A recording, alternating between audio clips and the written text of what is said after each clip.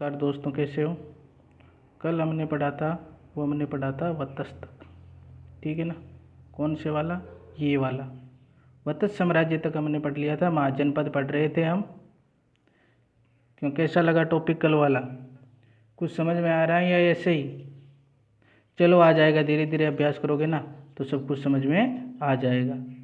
भी यही में समझने वाली कोई बात भी को नहीं हो, धीरे धीरे अपने आप आ जाएगा। थोड़ा सा टॉपिक टफ है क्योंकि रटने वाली चीज़ ज़्यादा है, ऐसी कोई ट्रिक को नहीं जो मैं आपको बताऊं, ठीक है। अब वत्स के बाद में हम पढ़ रहे थे आगे, तो फिर वी के नीचे मैंने लिखाया था आपको क्या, सी लिखाया था। क्या लिखाया था? सी। और सी का जो होता है वो क्या होता है? चेदी। क्या बताया था? चेदी वंश से बताया था। तो अब हम किसके बारे में पढ़ेंगे? चेदी के बारे में पढ़ेंगे कि चेदी की कौन सी राजधानी थी और इसका क्षेत्र कहाँ कहाँ लगता था। तो चेदी के बारे में पढ़ेंगे। चेदी था वो बुंदेलखंड के आसपास का जो क्षेत्र था वो क्या कहलाता था? चेदी कहलाता था, ठीक है ना। बुंदेलखंड के आसपास का क्षेत्र। इसकी जो राजधानी थी चेदी की, जो क्या थी? राजधानी थी, वो कौन सी थी? शक्तिमती।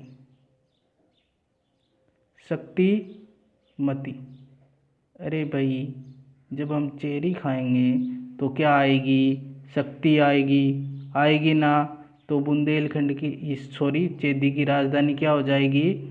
शक्तिमती हो जाएगी। आपने सुना होगा, अभी महाभारत चल रहा है, आप देख रहे होंगे, चेदी नरेश। तो चेदी नरेश किसे कहा गया है? शिशुपाल को।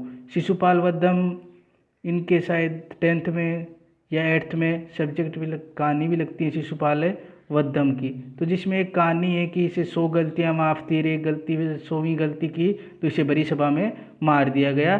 शिशुपाल जो कि क्या लगता था? इसकी बुआ का लड़का लगता था, श्री कृष्ण के, ठीक है। ये था चेदी नरेश और इसकी राजधानी कौन सी थी? शक्तिमती थी। उसके बाद में हम पढ़ते हैं पांचाल, ठीक है ना। हमने ऊपर लिखा था पी, फिर लिखा था एम, तो पी लिखा था, तो इसका क्या हो जाएगा? पांचाल। अब पांचाल क्षेत्र कहाँ पड़ता है? पांचाल क्षेत्र ये रहा।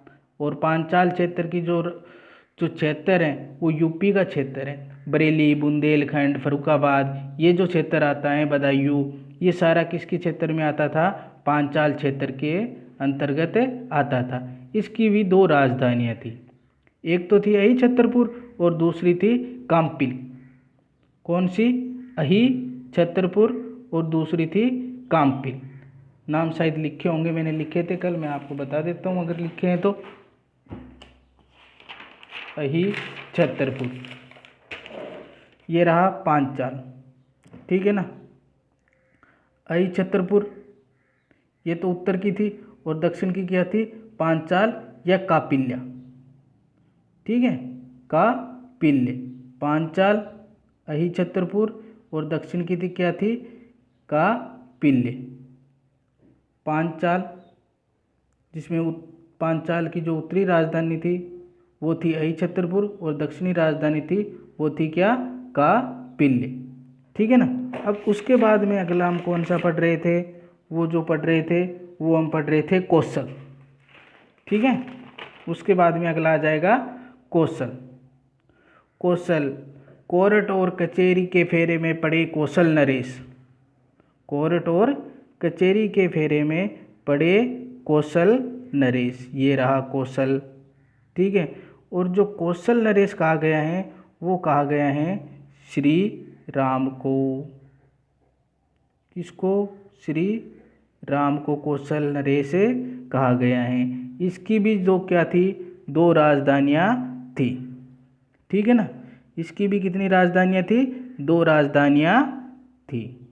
एक तो क्योंकि आपको पता है कि अयोध्या में से होकर के कौन सी नदी गुजरती है? सरयू नदी, ठीक है ना। अयोध्या में से कौन सी नदी गुजरती है? सरयू नदी गुजरती है। तो सरयू नदी किसी भी क्षेत्र को कितने भागों में बांट देगी, 2 भागों में विभक्त कर देगी। ठीक है। और आपको ये भी पता होगा आप लोगों को कि जब रामायण देखते हो तो श्री राम ने ना जो समाधि ली थी वो इसी सरयू नदी के अंदर ली थी, और सारे लोग आ गए थे जो लंका से वगैरह से, जो भी इनके संबंधी थे, जो भी इनके भगत थे, वो सारे आ गए थे। और काफ़ी सारे लोगों ने इनके साथ ही क्या ले ली थी, समाधि ले ली थी। हनुमान जी जब समाधि लेने लगे तो राम जी ने मना कर दिया था। ऐसी कहानी है रामायण के अंदर दिखाई जाती है, आप लोग देखा करो। ठीक है। तो इस सरयू की भी क्या थी, कौशल की भी कितनी राजधानियाँ थी, 2 राजधानियाँ थी। एक का नाम था श्रीवस्ती। ठीक है, क्या नाम था, श्रीवस्ती, ये वाला नाम श्रीवस्ती। और जो दूसरी का नाम था वो था कुशावती। कुशावती थी वो दक्षिणी कौशल की थी, ये रहा कुशावती। ठीक है। उसके बाद में M4 आ जाता है मल। M4 मल राज्य आ जाएगा। ठीक है। मल में एक आधा लय भी होता है, ध्यान रखना, तो ऐसे लिख रहा हूँ, मल राज्य आ जाएगा, वो रहा मल। ठीक है। इसकी राजधानी थी वो कौन सी थी, कुशीनगर। मल की जो राजधानी थी वो कौन सी थी, कुशीनगर।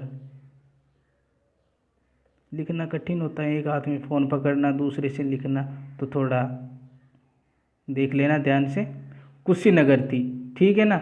और ये यूपी के आसपास का जो क्षेत्र था वो था।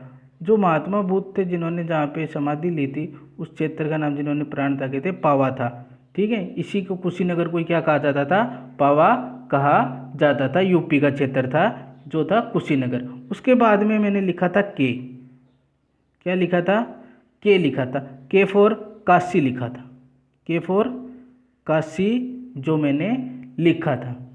ठीक है। वाराणसी थी इसकी राजधानी, ये तो सबको पता है कि काशी की राजधानी कौन सी थी, वाराणसी थी। ठीक है ना। महाभारत काल में इसका उल्लेख हुआ है, तो इसमें कोई ज़्यादा जानने वाली बात है नहीं। उसके बाद में आता है मगध। M4 फिर से मगध, यहाँ लिख देता हूँ M4 मगध। ये बड़ा महत्वपूर्ण है, ये आपके इस महाजनपद खत्म होने के बाद भी चलेगा भाई, 10th वालों के लिए। ठीक है ना। 10th वालों के लिए जब महाजनपद समाप्त हो जाएंगे ना, तो इसके बाद में अगला जो टॉपिक आएगा वो यही आएगा, मगध साम्राज्य। ठीक है। ये गिरिब्रज राजगृह, इनकी भी 2 राजधानियाँ थी। एक तो कौन सी थी, गिरिब्रज।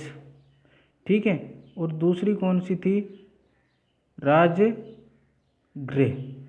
पटना के आसपास का जो क्षेत्र आता है वो किस में आता है, मगध क्षेत्र के अंतर्गत आता है। उस समय का सबसे शक्तिशाली जो महाजनपद था वो कौन सा था, यही महाजनपद था जो क्या था, गिरिब्रज और राजगृह। ये गिरिब्रज था, ये जो राजधानी थी ना ये 5 पहाड़ियों से घिरी हुई थी। कितनी पहाड़ियों से, 5। और ये जो राजगृह था ये जल दुर्ग था, गंडक, सोम, गंगा ऐसी जो नदियाँ थी उनके बीच बना हुआ था। ठीक है। तो ये 2 राजधानियाँ हो गई। अब ये उस समय का क्या था, शक्तिशाली शासक था। कौन सा था, मगध। और मगध में क्या हुआ था, ये रहा, मगध में क्या हुआ था, पहले तो लोहे की खानें मिल गई। ठीक है ना। तो लोहे की खानें मिली तो हथियार बनने लग गए। और उत्तर वैदिक काल के दौरान उसी समय लोहे का क्या हुआ था, सबसे ज़्यादा प्रयोग होना प्रारंभ हो गया था। और सर्वप्रथम जिसने युद्ध के अंदर हाथियों का प्रयोग किया वो भी कौन सा राज्य था, मगध ही था। ठीक है। ये है। अब इसके हम जब पढ़ेंगे तो बाद में पढ़ेंगे, अभी तो महाजनपद पढ़ रहे हैं। ठीक है। तो भी बता देता हूँ मैं आपको वैसे कि इसकी जो बौद्ध ग्रंथों के अनुसार जो इसका प्रारंभ माना जाता है वो हर्यक वंश द्वारा माना जाता है। हर्यक वंश के बाद आया शिशुनाग वंश। ठीक है ना। उसके बाद नंद वंश आया जिसका अंतिम शासक घनानंद था। फिर आपको पता ही है मौर्य, और मौर्य काल ये आपकी किताबों में आगे दे रखा है। और मौर्य काल से हम क्या करेंगे, प्रारंभ करेंगे, क्योंकि वो कौटिल्य था, उसकी जो है ना परिसभा में बेइज्जती करके उसे निकाल दिया गया था। घनानंद द्वारा कि तू किसी काम का नहीं है, इसे कहकर। और उसने क्या किया था कि एक चलते हुए लड़के को उठा करके क्या बना दिया था, मगध का शासक बना दिया था। तो ये चीज़ें ये घनानंद के बारे में थी। तो घनानंद का आपका इतना कोई ज़्यादा है नहीं, आपको मौर्य वंश का है, जिसका मौर्य वंश का संस्थापक से पढ़ेंगे हम, और मौर्य वंश के संस्थापक के पक के बाद में बिंदुसार पढ़ेंगे, और बिंदुसार के बाद में अशोक पढ़ेंगे, और अशोक के बाद में बस अशोक तक ही है आपके, ज़्यादा लंबा चौड़ा है नहीं। ठीक है, दैट्स ऑल। बाकी आप लोग देख लेना। थोड़ी कठिनाइयाँ हो रही हैं क्योंकि मेरे पास इतने इंस्ट्रूमेंट नहीं है कि मैं सही ढंग से बना सकूँ। एक फ़ोन व पेन कॉपी लेके ही बैठ जाता हूँ और आप लोगों के लिए जो भी मेरे से बनता है मैं बना देता हूँ। घर पे थोड़ी किताब लेकर के आप ट्राई करोगे तो धीरे धीरे आपको आने लग जाएगा। वैसे जितने दिन लॉकडाउन चल रहा है आप लोगों को इसी से काम चलाना पड़ेगा। Okay, bye, take care.